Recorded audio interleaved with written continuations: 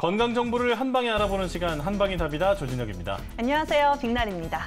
자, 보통 잠을 잘 자야 한다라고 하잖아요. 그런데 평소에 패스트푸드를 너무 많이 섭취하거나 너무 오래 앉아 있어도 수면의 질이 떨어진다는 연구 결과가 나왔다고 해요. 저는 뭐 커피나 술이나 이런 게 아니라 패스트푸드나 앉아있는 시간이 이 사람의 수면의 질, 수면의 양에 관련이 있다는 게 좀 놀라웠는데 지금 이 조사를 보면 패스트푸드 섭취와 오래 앉아있는 습관을 가진 사람은 전 연령대에서 모두 수면의 질이 안 좋게 나타났다고 합니다. 네, 늘 항상 바쁘고 업무도 많고 하고 싶은 것도 많은 현대인들한테는 좀 규칙적인 생활을 하기가 쉽지는 않고 좀 힘든 부분이잖아요. 자, 그래도 건강을 잃으면 모두 다 소용이 없으니까 오늘부터라도 좀 작은 것부터 건강을 지킬 수 있는 좋은 생활 습관 실천해 보시기 바라겠습니다. 네, 한방이 답이다. 오늘도 힘차게 출발해 보겠습니다. 함께해 주실 원장님들 화면으로 먼저 만나보시죠.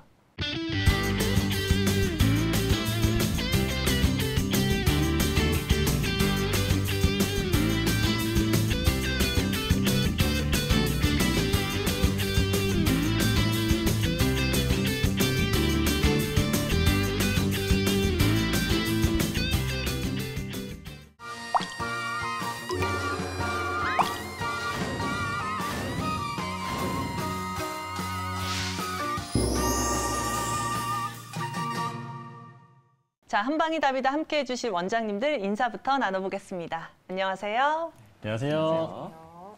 네, 우리 원장님들과 함께하는 한방이 답이다 첫 순서 보이는 라디오로 출발해 보겠습니다. 자, 오늘은 과연 어떤 고민을 명쾌하게 해결해 봤을지 오늘 사연 함께 만나보시죠. 밥을 굶고 바나나를 3개씩, 고구마를 드시는데 마트에서 가장 큰 걸 하나 고르거든요. 이미 늦었죠. 찔러서.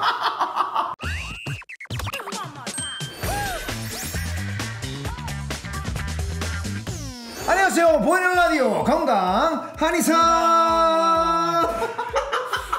네, 오늘도 여러분들의 고민 해결 깔끔하게 해주실 원장님 모셨습니다. 안녕하세요. 소개 한번 부탁드리겠습니다. 그때 어떻게 소개했죠? 안녕하십니까? 네. 안녕하십니까? 한의사 박철현입니다. 오늘 함께할 사연은 함께 읽어보도록 하겠습니다. 나 다시 리즈 시절로 돌아갈래. 안녕하세요. 37세 대한민국 평균 직장인 남성입니다. 저는 최근 너무 억울한 삶을 살게 되었습니다.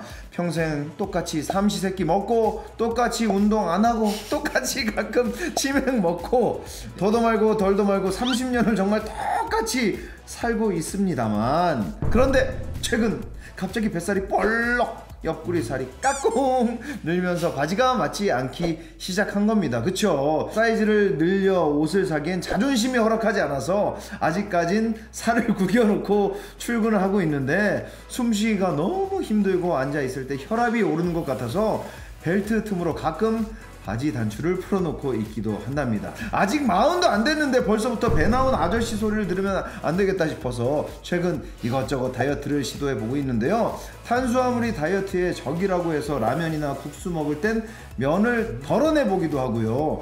과일로 하루를 때워보기도 하고요. 휴일엔 운동을 빡세게 하기도 하고요. 그런데 생각했던 것보다 살이 쑥쑥 빠지지 않아서 다이어트하는 맛이 나질 않네요. 저는 이제 살찌는 운명이 된 걸까요? 생활 패턴 자체가 살이 찌는 그런 패턴이에요. 이제 와서 살이 찐다는 게 오히려 다행이네요. 요즘 들어서 일단은 살이 많이 쪄서 고민이 많으신 것 같습니다. 이미 늦었죠. 찔러서. 그럼 오늘은 고민 해결이 좀 힘들 것 같습니다. 예, 다음 시간에 찾아뵙도록 하겠습니다. 아니, 그래도 이분은 얼마나 고민이겠습니까? 이분은 쭉 보니까 좀 심각해요. 그래요? 네. 어떤 면에서? 다이어트에 대해서 굉장히 잘못 알고 있습니다. 일단 이분이 지금 다이어트를 하고 있다고 하잖아요. 네네네. 이거 다이어트가 아니에요, 거의. 탄수화물이 다이어트 적이다.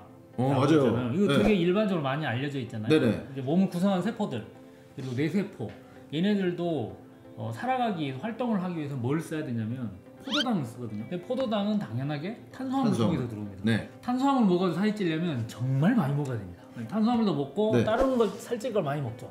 탄수화물과 그리고 더불어서. 이제 몰매는 탄수화물이 맞는 거죠. 예를 들면 치맥 이런 거 있죠. 네. 이런 거 탓을 안 하면서 탄수화물 탓을 하는 거예요.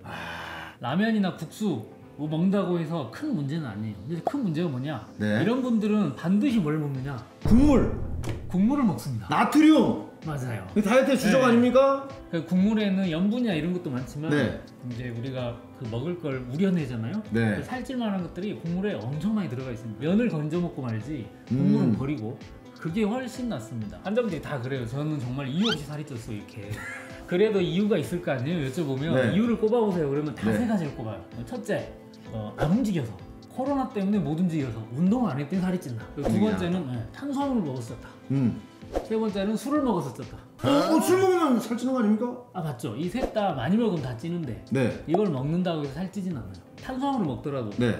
국물 종류를 안 먹어야 되는데 국물. 술 먹은 다음날 꼭 해장을 국물로 하잖아요. 술도 항상 국물. 그리고 이제 뭘 먹느냐도 중요하지만 언제 먹느냐가 굉장히 중요해요. 저녁에 잠들기 전에 4시간 전, 그러니까 8시 이후로 먹으면 뭘 먹어도 잘 찝니다. 무조건. 물만 먹어도 붓고. 과일 같은 것도. 네, 마찬가지. 이분 과일 좋은 지적입니다. 예, 과일로 하루를 때워본다고 하면. 이제 죄책감 때문에 탄수화물을 다 줄이고 배가 고프니까 이제 과일을 먹는 거예요. 밥을 굶고 귤을 한 바구니씩 이렇게 먹는 겁니다.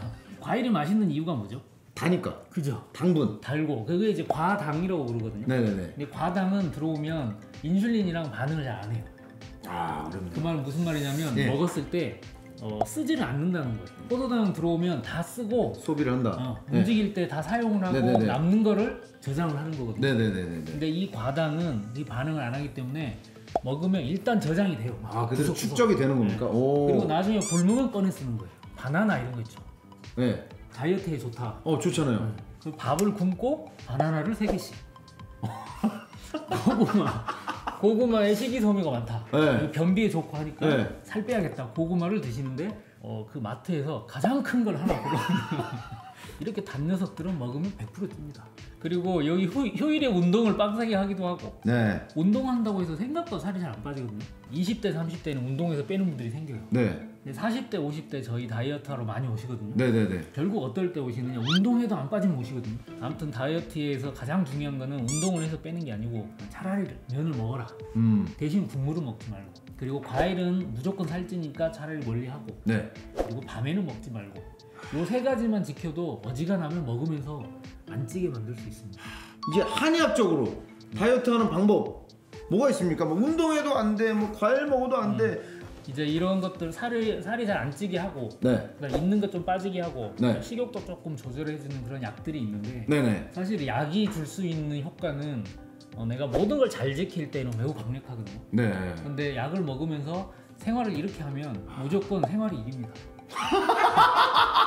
당해낼 수가 없어요. 당연할 재간이 없네요. 네. 치맥 먹고 네네네. 삼시세끼 다 챙겨 먹고 야식 먹고 그러면 그 무슨 약이 있어요. 네네네. 먹고 식욕 억제제. 네. 한 달 동안 입맛이 없다 이런 분들이 있어요. 네. 그럼 진짜 물 먹고 커피 먹고 살거든요. 오. 살이 쭉쭉 빠져요.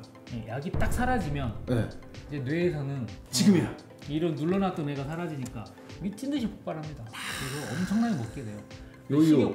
식욕 억제라는 거는 적당히 이만큼만 해주는 게 제일 중요해요. 그럼 약은 뭐 먹는 기간은 이제 뭐 사람에 따라 다르겠지만 보통 어느 정도 추천해 줍니까? 다이어트에 철칙이 2가지가 있는데 굶어서 빼면 어떻게 된다? 먹으면 찐다. 먹으면 치죠. 운동해서 빼면 운동 안 하면 찐다. 너무 욕심을 많이 내지 말고 네. 조금씩 줄여가면서 빼고 필요한 만큼의 약의 도움을 받고 이렇게 해야 유지도 잘 되고 네. 오래 뺄 수 있습니다.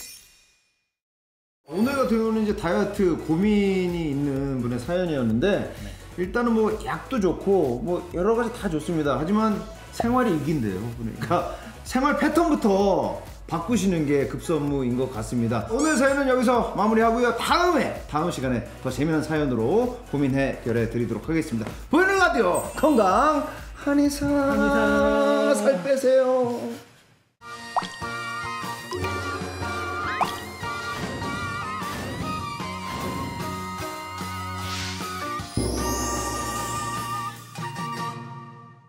네, 보이는 라디오 박철현 원장님께서 복부 비만에 대해서 설명해 주셨습니다. 이 3가지만 기억하면 좋다고 하시는데 국물 있는 음식을 웬만하면 먹지 말고 또 과일도 많이 먹어서는 안 된다. 그리고 밤에 먹는 음식, 야식을 조심하면 살이 빠진다라고 말씀해 주셨습니다. 잘 기억해야겠네요. 네, 이제부터는 조금 더 본격적인 건강 토크 시작해 보겠습니다.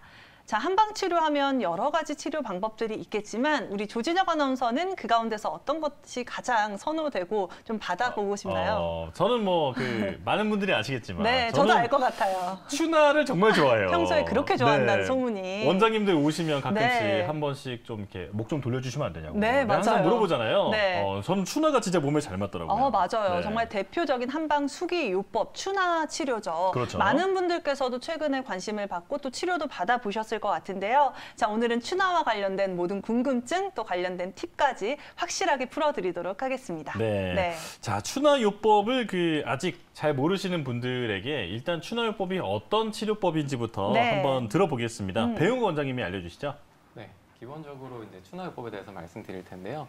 추나요법은 한의사가 손이나 아니면 다른 신체의 일부분을 사용하거나 아니면 추나 테이블을 이용하는 보조적인 도구를 이용해서 환자의 구조에 적절한 자극을 주어서 구조적 기능적인 문제를 해결하는 한방 수기요법입니다. 그래서 이 말 그대로 보면 밀추에 당길 나자를 쓰고 있는데요. 환자의 이제 척추나 관절, 근육 등을 밀고 당기는 방법으로 인해서 치료를 하는 방법을 이야기하고 있습니다. 그래서 척추나 관절이 제 위치를 벗어나 있을 때 그것을 제 위치로 돌린다거나 아니면 주변의 연부 조직이라고 할 수 있는 근육과 인대 등을 이제 풀어줘서 부드럽게 만들어줄 수 있는 것들, 그리고 골격이나 근육 등으로 인해서 압박받거나 자극을 받으면서 신경에 문제가 생겼을 때 그것을 풀어주어서 그 기능을 회복할 수 있게 하는 그런 여러 가지 용도로 사용을 하고 있습니다. 아나운서님 말씀하셨던 것처럼 한방 치료에는 사실 굉장히 아픈 치료가 많은데요. 추나 치료는 아픈 치료가 아니라 시원한 치료입니다. 맞아요. 직접 경험을 해봐서 더욱더 잘 알고 계시는 것 같은데 우리가 제자리를 벗어난 척추라든지 관절들을 바로잡는 치료다라고 정리를 해주셨어요. 그럼 도대체 이 추나요법은 언제 어떻게 시작이 됐을지 그 역사가 저는 궁금하더라고요. 김남식 원장님, 시초가 어떻게 될까요? 시초는 무려 3,000년 전으로 거슬러 올라갑니다. 3,000년 전에 이제 춘추전국 시대라는 시대가 있었거든요. 거기에서 써진 이제 황제내경이라는 책에 추나요법이 이제 소개가 되고 있고요. 그 뒤로 이제 의종근감이라는 책에서 정골신법 요지라고 해가지고 추나요법을 조금 더 구체화해서 이제 발전한 기록이 있습니다. 현대에서 시행하고 있는 추나는 사실 그때 추나랑 조금 좀 다른데요.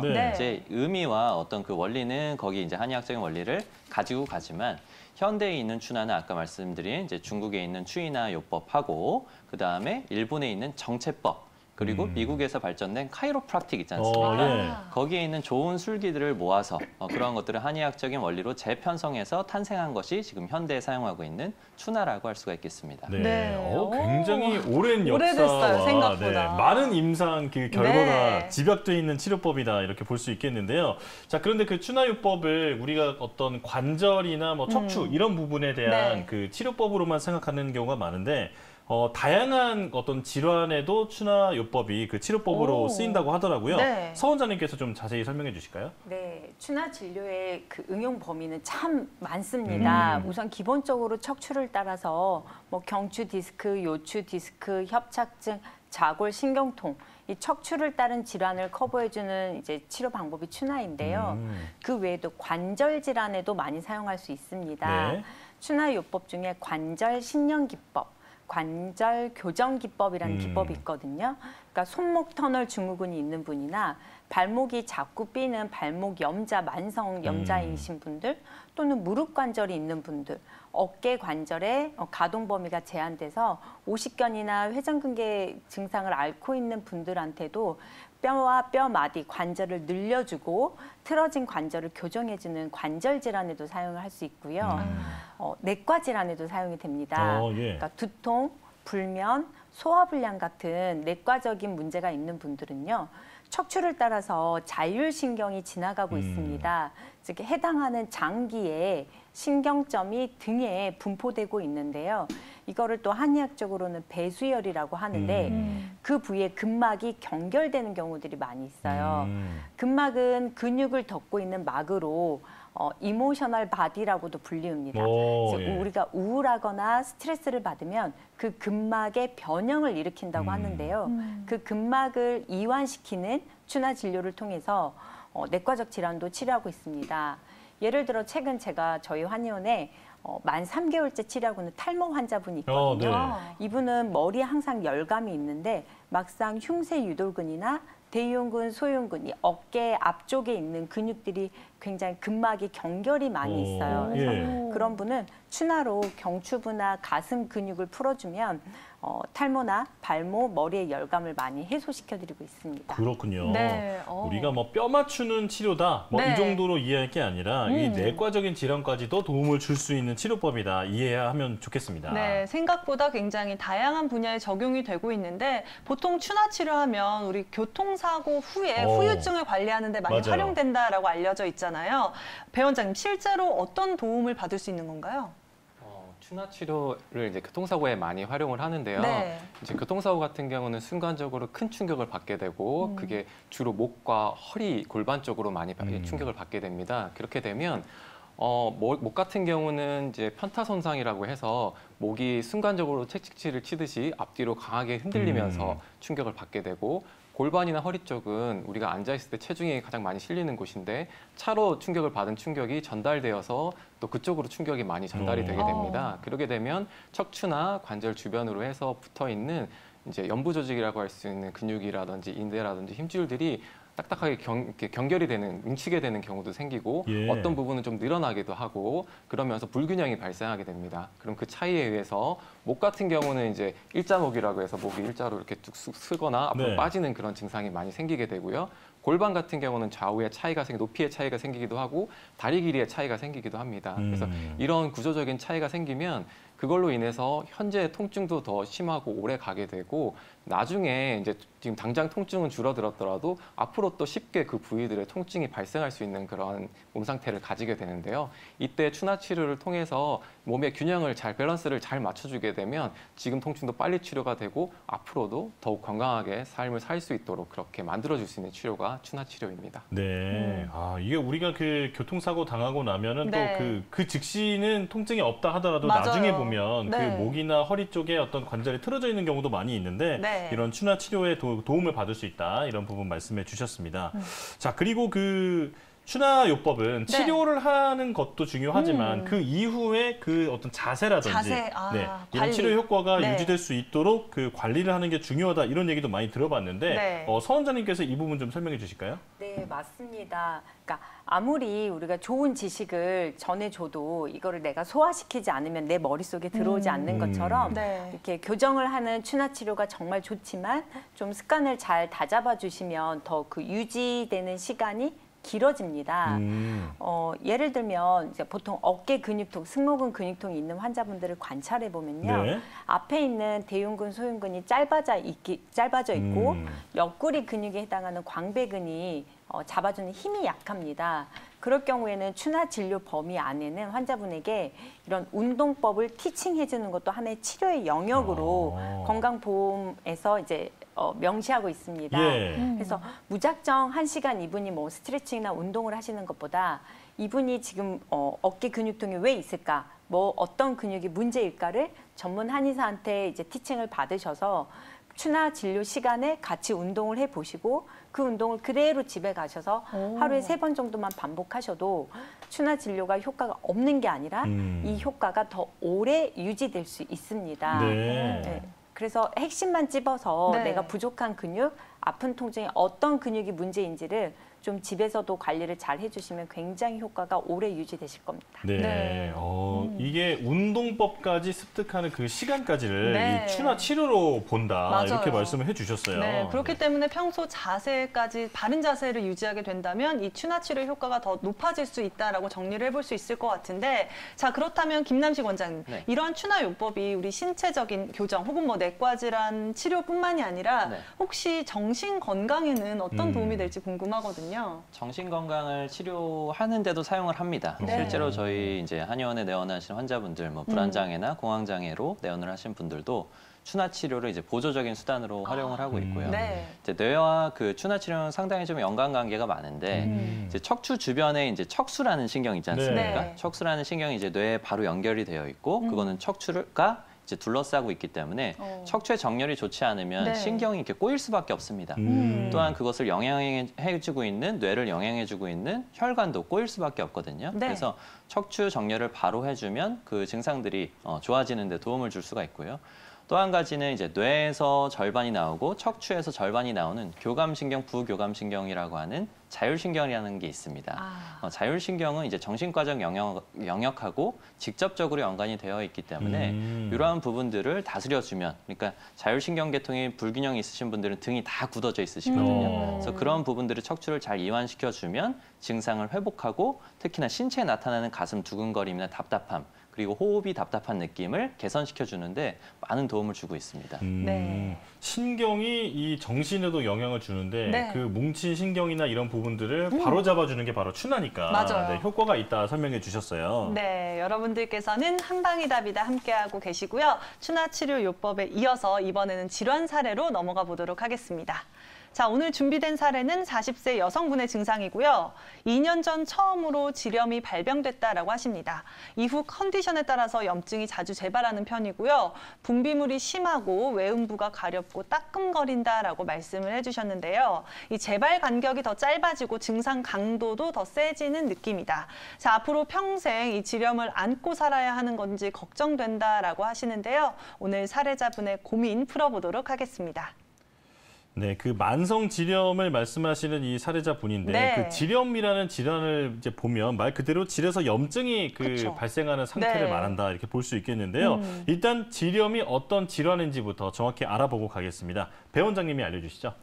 네, 질염은 말 그대로 질 자체에 이제 염증이 생겼다는 뜻이거든요. 그때는 이제 분비물이 증가하면서 질 분비물이 나오게 되는데요.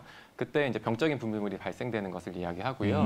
그때 이제 가렵다거나 통증이 있다거나 이런 경우도 같이 동반되고 있습니다.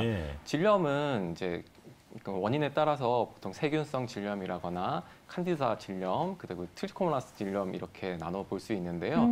그 중에서 세균성과 그리고 칸디다 질염이 한 70~80% 이상의 많은 그런 비율을 차지하고 있습니다. 그래서 질염의 종류를 앞에서 보시면 보통 이제 그 중에서 세균성 질염이 가임기 여성에게 가장 많이 나타나고 있고요. 보통 생석 냄새가 나는 그런 분비물, 흰색 분비물이 주로 나오게 되고요. 근데 절반 정도는 증상이 없는 그런 경우가 많이 있습니다. 네. 그리고 칸디다 질염 같은 경우는 이것도 여성분들 중에 한 번씩은 많이 경험하시게 되시고요. 이 질염의 같은 경우는 치즈와 같은 그런 분비물이 나타나는 게 그런 특징이라고 볼 수 있습니다. 그래서 이 질염의 원인은 이제 임신이나 담뇨나 그리고 면역력이 많이 떨어져 있다거나 피임약을 오래 드셨다거나 이런 경우에 많이 발생하게 됩니다. 네, 세균성 질염과 칸디다 질염 이렇게 크게 두 가지 종류를 말씀해 주셨는데요. 자, 그럼 그 사례자께서는 검사를 통해서 곰팡이균에 대한 그 진단을 받으신 것 같은데 김남식 원장님, 그렇다면 칸디다 질염으로 볼 수 있는 건가요? 네, 제 생각에는 칸디다 질염일 것 같습니다. 대부분 이제 곰팡이균에 감염이 되게 되면 이제 칸디다 알비칸스라고 하는 곰팡이균에 감염되는 경우가 거의 대다수거든요. 그래서 환자분께서는 아마 그 배양 검사를 실시하셔가지고 곰팡이균을 좀 검출하셨을 것 같아요. 그래서 칸디다성 질염으로 판단이 되고요. 칸디다 질염은 굉장히 흔합니다. 굉장히 흔한 증상이고 이제 환자분이 호소하신 것처럼 가려움증 그리고 뭐 화끈거리기도 하고 그리고 배 원장님 말씀해주신 것처럼 이제 치즈와 같이 이제 하얀색 분비물이 나오기도 하고 뭐 배뇨통이나 성교통을 유발하는 그런 원인이 되기도 하는데요. 이 칸디다 질염은 사실 이제 성매개 질환이 아니기 때문에 성교로 인해서만 감염되는 것은 아닙니다. 그렇다고 해서 이제 칸디다 질염이 있다고 해서 내가 이제 성병이 생긴 게 아닌가 하듯이 이제 좀 부끄러워하시거나 그렇게 고민하실 필요는 없다는 말씀을 좀 드리고요.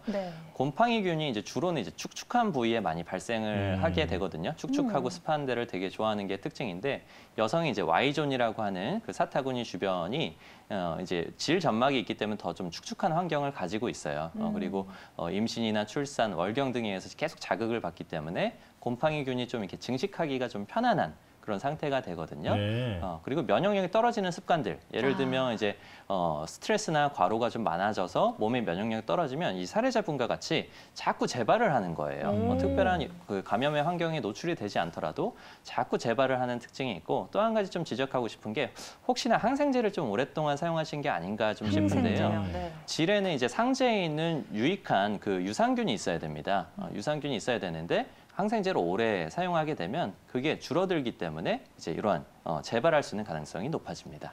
네, 네. 칸디다 질염 그리고 스트레스와 과로, 항생제 남용으로도 유발될 수 있다라고 말씀을 해주셨고요. 혹시 이러한 원인들 말고도 더 악화시키는 요인들이 따로 있을지 궁금하거든요. 이 부분은 서재화 원장님께서 알려주실까요? 네.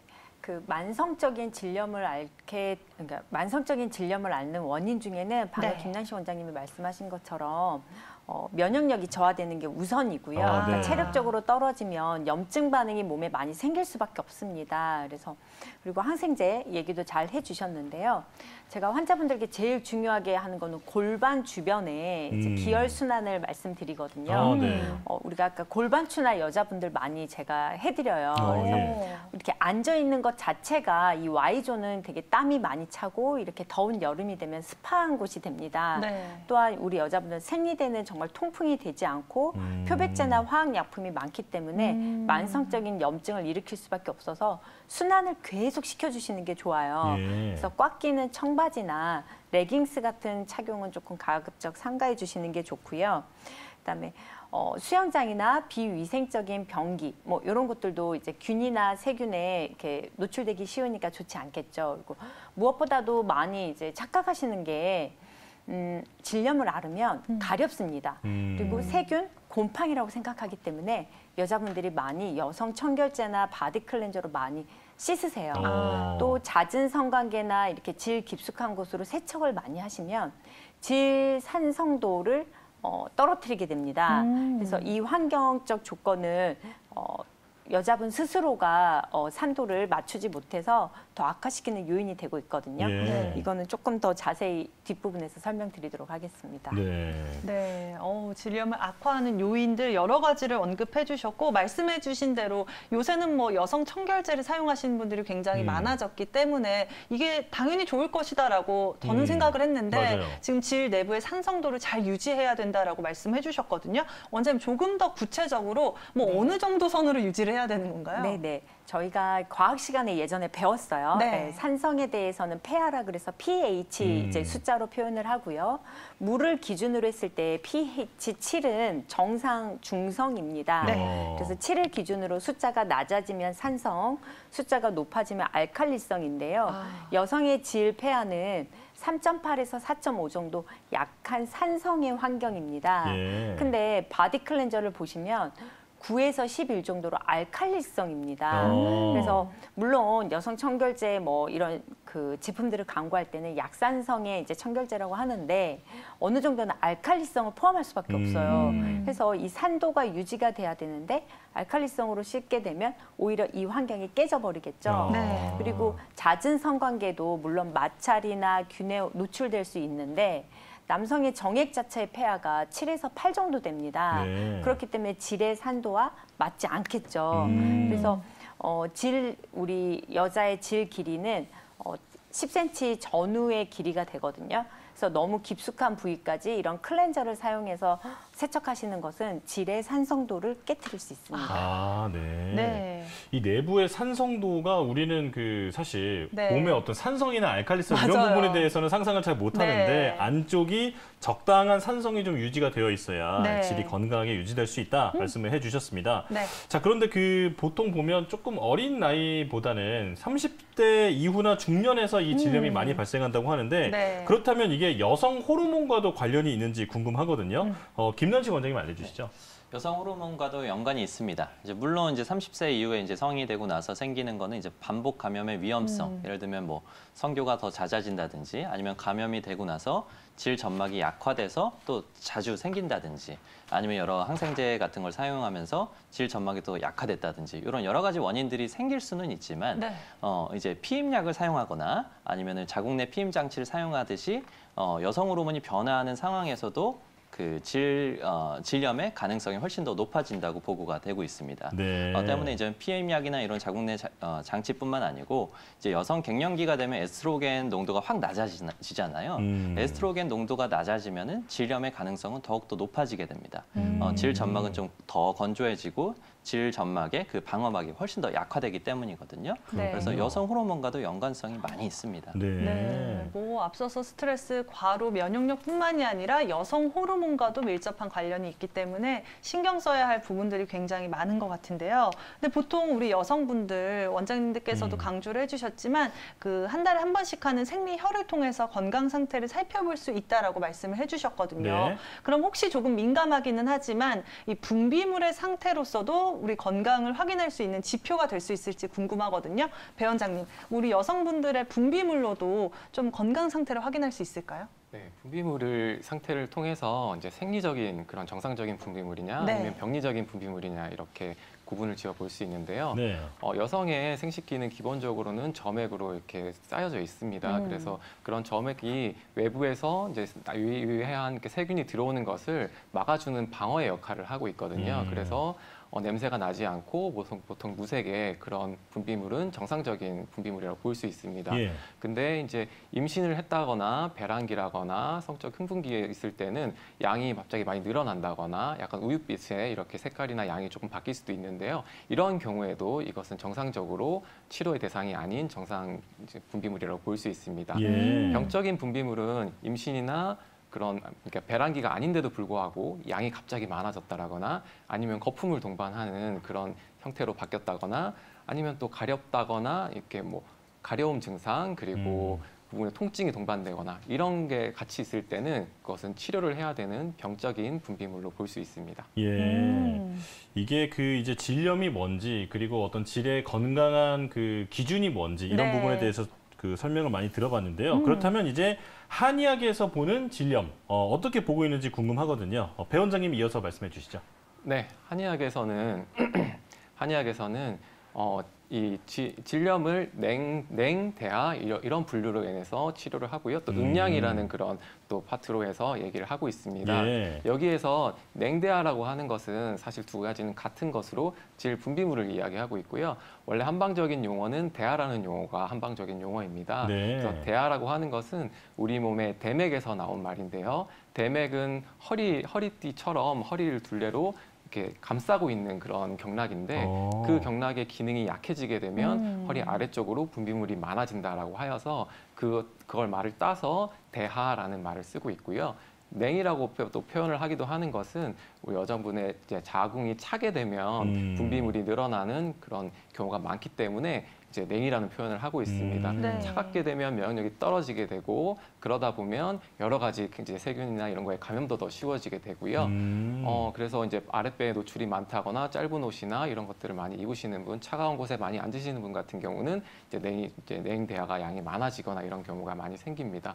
그리고 음양이라고 하는 것은 음이라는 것은 이제 생식기를 뜻하고 양이라는 것은 가렵다는 뜻으로 그 중에서도 특별히 가려움증의 이제 증상이 강할 때 음양이라고 이야기를 하고 있습니다. 네. 네. 이게 흔히 그 뭐 냉이다 이런 표현을 쓰는데 이게 네. 어떻게 보면 냉한 기운이다. 맞아요. 네, 이렇게 보면 되겠네요. 네, 지금 배영욱 원장님께서 한의학에서 보는 질염 부분 정리를 해주셨고 서재 원장님 의견도 들어보고 싶거든요. 원장님께서는 어떤 부분에 초점을 맞춰서 이야기를 해주실 건가요? 네. 한의학에서는 이제 질염에 관련해서는 오장육부 중에 자궁을 포라고 해서 자궁에 우선은 핵심을 두고 봅니다. 근데 자궁이 습하긴 습한데 네. 차가워서 습한지 열에서 습한지를 구분하고 있습니다. 예. 그러니까 소음인처럼 손발이 차고 소화기가 차고 전체적으로 차고 약하신 분들은 자궁이 한습 상태가 돼서 자궁의 환경이 차고 습하게 생겨서 계속 만성 염증을 일으키는 경우가 있습니다. 네. 그리고 자궁이 습열이 있을 때는 그러니까 열이 많은 열성 태음인이나 소양인들 또 너무 매운 음식이나 술을 과다하게 드셔서 자궁 기능 자체가 열기가 많이 쌓여 있는 분들은 자궁 습열증이라 그래서 이럴 때는 이제 열을 좀 칠 수 있는 대금음제 같은 처방을 써서 그 자궁 상태를 좀 열을 꺼주는 경우도 있고요. 세 번째는 자궁 전체가, 자궁도 하나의 근육 덩어리거든요. 그래서 예. 자궁 근육이 수축 이완을 해야 생리혈이 잘 나가고 질염도 환경이 잘 조성이 되는데, 자궁이 울체돼서 수축 이완을 잘 못했을 때 자궁 울체증이라고 합니다. 그래서 이런 분들 같은 경우는 평소에 생리통이나 생리증후군, 생리전 증후군 이런 것들 심하게 앓는 경우는 자궁 울체증을 좀 풀어줘야 된다고 하는데요. 네. 경락으로 해당하면 인맥이라는 경락을 주의 깊게 볼 수 있습니다. 네. 여성의 생식계 정중앙에 회음이라는 혈자리가 있어요. 회음은 이제 사진으로 굳이 표현하지 않아도 많은 분들이 아실 텐데 이 성기의 회음의 혈에서 배꼽 세로선을 따라서 입술까지 가는 세로축을 인맥이라는 경락으로 봅니다. 근데 이 인맥이 약하고 대맥이 견고하지 못하면 우리 몸을 순환하고 있는 수의 기운, 우리 몸은 뭐 전기, 신혈수 여러 가지 물질들이 순환하고 있거든요. 예. 근데 이 수의 기운이 위아래로 분포되지 못하고 아래로만 쏠리기 때문에 대하가 많이 흐르게 된다고 보고 있습니다. 그래서 경락적으로는 이 인맥의 경락의 치료를 많이 하고 있습니다. 네. 네. 자, 이 질염에 대해서 지금 얘기를 듣고 있는데 네. 사실 사례자는 만성이라고 맞아요. 하셨잖아요. 네. 이 만성이라고 하는 것은 일단 이게 한 번 발병하고 나면 계속 오랜 기간 동안 고통을 준다라고 하는 건데 네. 이게 왜 이렇게 이 질염은 뿌리가 뽑히질 않는 건지 이어서 서재원 원장님께서 말씀해 주시죠. 네, 질염으로 고통을 겪는 여자분들 정말 뿌리를 뽑아버리고 싶으실 거예요. 그런데 참 이건 살살살 달래야 되는 만성 질환입니다. 네. 단 초반 3개월은 정말 뿌리나 털을 다시 잡기 위해서 저도 집중해서 치료를 하는데 내부적으로 면역력을 올리는 한약 치료 외에도 네. 외부에서도 외용제를 사용해서 자극을 하거든요. 이 논문을 하나 소개하자면 질염의 한약 치료로 계지, 백두홍, 인진, 백작약, 빌랑 등의 한약재가 이 칸디다균에 항진균 효과가 있다고 이제 논문이 나왔는데요. 예. 근데 이게 애로부터 우리 한약재를 달여서 그 훈기로 훈중하고 뒷물로 사용되는 약재였습니다. 그래서 이런 약재를 질 외부에다가 스프레이 형태나 뒷물 형태로 외용제로 사용하고 있고요. 침 치료로는 삼음교와 합곡혈을 많이 사용하고 있습니다. 발목 안쪽에 있는 삼음교는 세 개의 경락이 만나는 교차점이다 해서 이 삼음교 혈자리와 손등에 있는 합곡 혈자리로 그 수의 기운을 전신 조절을 하기 위해서 침 치료로도 많이 자극을 하고 있습니다. 예. 네. 한약재와 침 치료가 효과가 있다 말씀해 주셨어요. 네, 그럼 우리 김남식 원장님께서는 관련된 환자분들 내원하게 된다면 주로 네. 어떤 치료로 도와주시나요? 뭐 침 치료도 도움이 될 수 있지만 이제 네. 한약 치료가 굉장히 중요하다고 볼 수 있습니다. 이제 한약 치료를 사용하게 되면 네. 이제 질 주변의 혈액 순환을 또 원활하게 해주고 그리고 자궁도 따뜻하게 보여줍니다. 이게 왜 중요하냐면 질 점막에는 유해균과 유익균이 있습니다. 네. 살아 있어야 되는 그거는 이제 유익균이라고 하는데 네. 그것은 대부분 이제 유산균들이거든요. 그런 거를 활성화시키기 위해서는 질 점막과 자궁의 혈액 순환이 잘 되는 것이 굉장히 중요합니다. 그래서 그러한 방법으로 일단 치료하는 방법이 있고 네. 또 한 가지는 한약 치료는 이제 면역력을 증강을 시켜줍니다. 이제 환자가 이제 피로하거나 이제 지치거나 스트레스 받으면 이제 이러한 증상들이 반복을 하게 되거든요. 네. 그래서 이제 면역력을 증강시켜주는 방법, 이 두 가지 방법을 이용해서 한약 치료를 주로 사용을 하고 있습니다. 예. 네. 자, 치료법에 대한 설명을 들어봤는데요. 네. 그런데 유독 질염에 취약한 분들이 또 있잖아요. 그렇죠. 네, 그런 분들은 어떤 건강적인 그런 특성을 가지고 있을지, 어떤 유형들이 있을지 궁금한데 배영 원장님이 알려주세요. 네.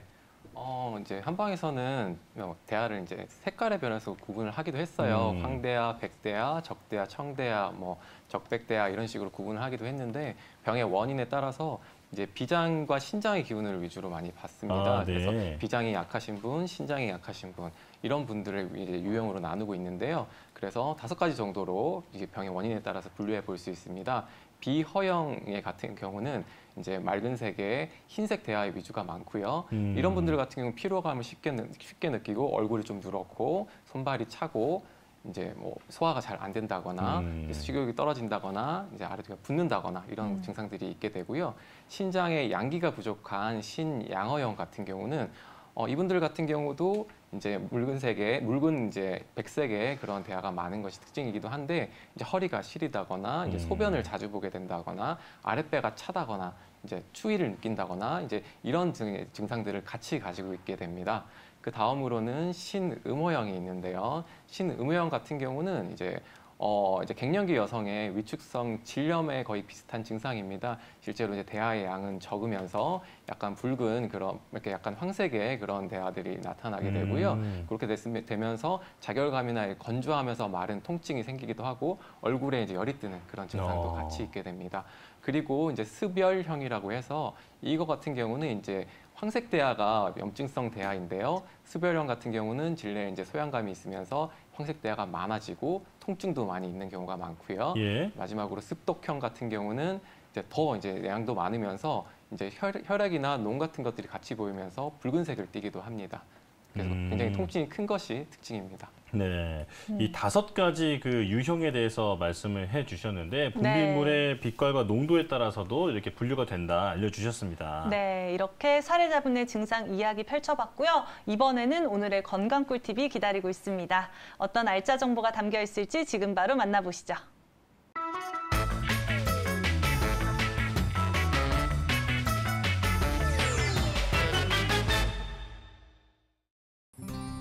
안녕하세요. 오늘의 꿀팁을 말씀드릴 한의사 배영구입니다.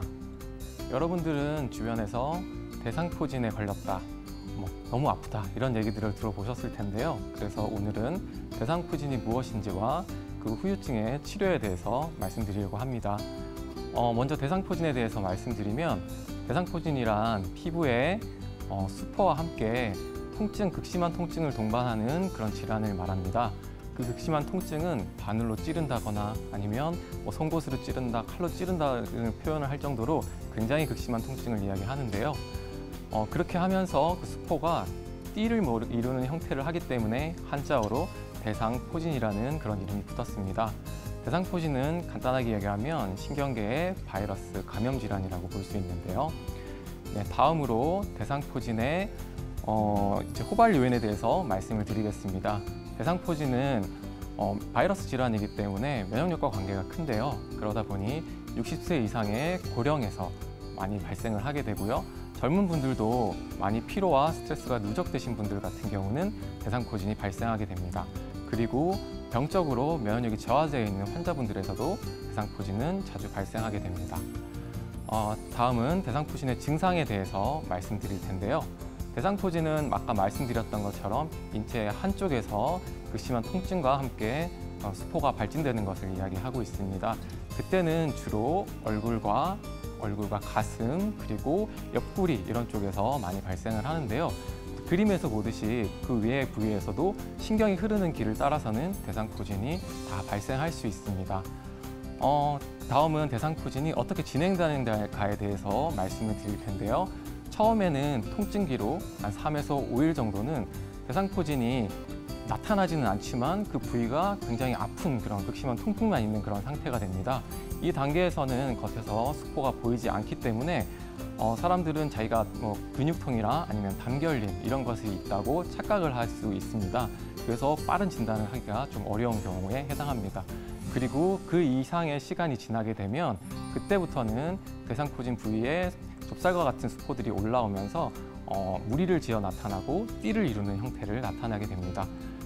그때 수포는 처음에는 맑은 형태를 띠고 있지만 시간이 지나면서는 농이 차면서 탁해지고 그리고 딱지가 않고 한 2에서 4주 정도의 기간이 지나면서 딱지가 떨어지면서 이제 다 낫게 되는데 그때 이제 흉터가 발생하는 경우도 생깁니다.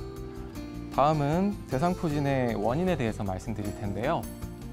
대상포진은 수포가 발생하는 그런 증상인데 그 원인은 바이러스 질환인데 그 바이러스는 수두 대상포진 바이러스라고 합니다. 그거는 수두와 대상포진 바이러스가 같은 바이러스이기 때문인데요. 소화기에 우리가 수두에 걸리게 되면 그때 바이러스가 우리 몸에 남아 있다가 그게 신경을 따라서 신경절에 이제 잠복하여 있게 됩니다. 그러다가 우리의 면역력이 떨어지게 되면 그 잠복해 있던 바이러스가 다시 신경을 따라서 피부에 도달해서 다시 염증을 나타내는 것이 그것을 대상포진이라고 합니다. 다음으로는 대상포진을 이제 한방에서는 어떻게 보는지에 대해서 말씀드리겠습니다. 한방에서는 대상포진과 같은 증세를 보이는 것은 화독과 습담이 전기가 약해진 틈을 타서 이제 경락에 침범을 해서 기운과 혈의 순환을 방해하면서 나타난다고 보고 있습니다. 그때 화독은 열적인 병을 일으키는 그런 독기를 이야기하고요. 습담 같은 경우는 정체되어 있으면서 흐름이 방해되어 있는 때 발생하는 그런 병리적 물질을 이야기하는데요. 그래서 한방에서는 화독과 습담을 제거하는 것을 기본으로 하면서 기운과 혈을 보충해서 면역력을 올리는 것을 치료의 기본으로 생각하고 있습니다. 다음으로는 대상포진의 후유증에 대해서 말씀드리겠습니다. 대상포진의 후유증은 두 가지로 볼 수 있는데요. 대상포진 후 신경통이 있고 그리고 흉터가 있습니다. 대상포진은 그 통증이 끝나고 나서도 대략 10% 정도의 환자분들은 그 이후로도 계속 수개월에서 수년 이상 극심한 통증을 가지고 있는 경우들이 있습니다. 어떤 분들 같은 경우는 60세 이상의 노인분들이 보통 많으신데요. 60세 이상의 분들 같은 경우 거의 계속해서 통증이 지속돼서 심한 경우는 진통제를 매일 드시고 그렇게 하시는 분도 계시기 때문에 반드시 치료가 필요합니다. 그리고 흉터도 많이 문제가 되는데요. 수두 흉터와 마찬가지로 대상포진도 똑같이 오목하게 생긴 그런 흉터를 만들어내게 됩니다. 만약에 흉터가 얼굴에 생기게 되면 대상포진이 낫더라도 그 이후에 삶의 질이나 만족도에서 많이 떨어지는 그런 결과를 낳게 됩니다. 한방에서는 이제 그 치료에 대해서 말씀드릴 텐데요. 한방에서 통증과 신경통 자체의 치료에 대해서는 침, 그다음에 약침, 뜸, 부항, 한약 등을 이용해서 치료를 하고 있습니다. 서양의학에서는 바이러스 질환으로 보면서 항바이러스제나 진통제 등을 사용하면서 치료를 하고 있지만 그렇다고 해서 바이러스를 완전히 제거할 수는 없는데요. 한방에서는 아까 말씀드렸듯이 초기에는 화독과 습담을 제거하기 위해서 침과 약침을 사용하고 있고요. 그때 동시에 기운과 혈을 보충해서 바이러스와 싸워서 내가 이겨낼 수 있는 면역력을 키우기 위한 한약을 같이 투여하고 있습니다. 그리고 후유증기가 되면 그 부위에 어혈을 제거하기 위한 습부항이나 만성적 질환을 치료하는 뜸 치료를 앞에서 말씀드린 치료에 추가해서 같이 시행하고 있습니다. 다음으로는 흉터 치료에 대해서 말씀드리겠습니다.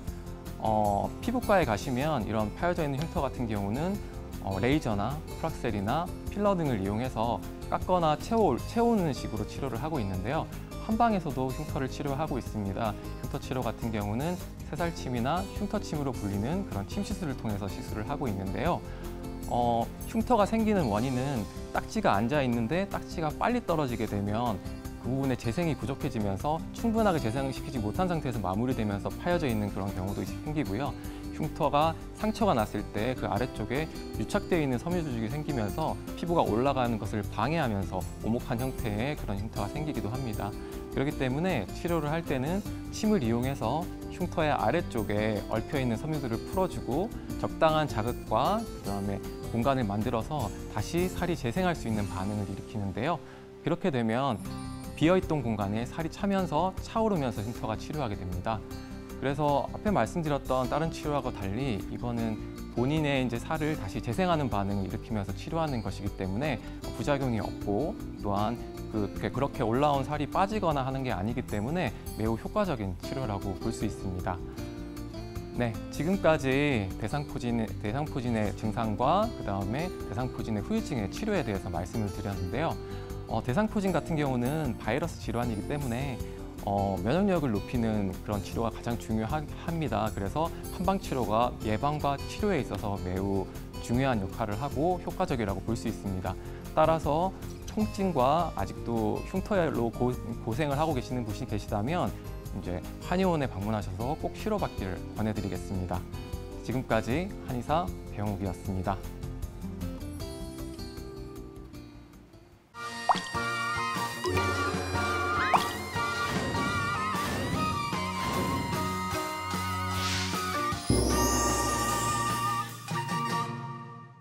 네, 배형욱 원장님께서 대상포진 흉터에 대해서 꿀팁을 알려주셨는데 네. 저도 그 대상포진 걸려본 적 있었거든요. 저도요. 그러세요? 네. 보통 젊은 사람 잘 안 걸린다고 하는데. 네, 전 중학생 때 걸렸어요. 그래요? 네. 정말 왜 걸렸는지는 보이네요. 이유는 모르겠지만 네. 굉장히 고생했던 기억이 있기 때문에 네. 그 마음을 잘 알아요. 근데 이 배 원장님이 알려주셨던 네. 그 새살침 같은 거 그때 알았으면 우리가 조금 더 빨리 낫지 않았을까. 맞아요. 이런 그리고 생각이 또 들어요. 뭐 호발 요인에서도 면역력 관리 필수라고 또 앞서서 언급이 됐으니까 있으니까요. 이런 부분 생각하시면서 여러분들 건강 챙겨보시기 바라겠습니다. 네.